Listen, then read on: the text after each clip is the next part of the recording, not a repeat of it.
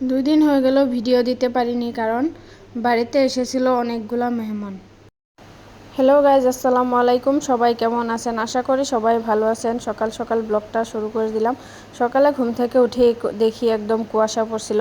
তারপর চলে এলাম রান্নাঘরে, ঘর ঝাড় দিয়ে নিয়েছি, ডিম সিদ্ধ বসিয়ে দিলাম। ইদানিং আমার মাথা ঘোরাচ্ছে প্রায়, তো হাজব্যান্ড বলছিল ডিম সিদ্ধ খেতে, তাই ডিম সিদ্ধ বসিয়ে দিয়ে রুটিগুলো বানিয়ে নিয়েছি, চা করে নিলাম। এবার সবগুলা রুটি একসাথে ভেজে নিব। ভেজে নিয়ে এদিকে আমার হাজব্যান্ড উঠিয়েছে বিছানা, যেমন করে পেরেছে তেমন করে উঠিয়েছে। তো তারপর আবারও অনেকগুলা থালা বাসন বের করে নিয়েছি। কালকে অনেকগুলা মেহমান এসেছিল, বাড়ির পাশে একজনের মৃত্যুর খবর শুনে।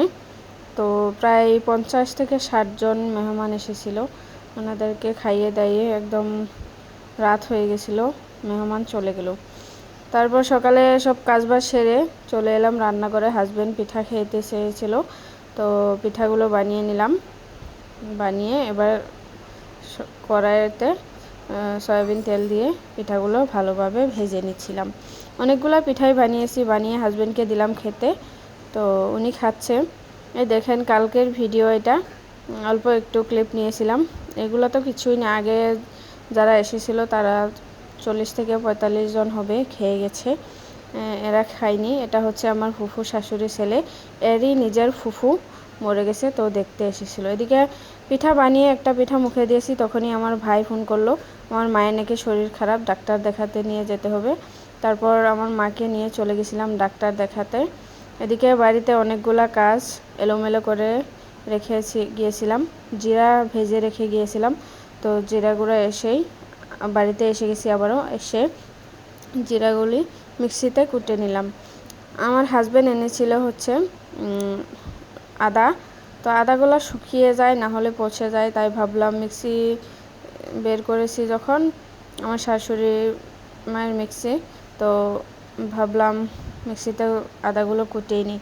তো আদাগুলো কুটে এবার ফ্রোজেন করে রেখে দেব। এদিকে চলে এলাম দুপুরে রান্নাবান্না বসাতে।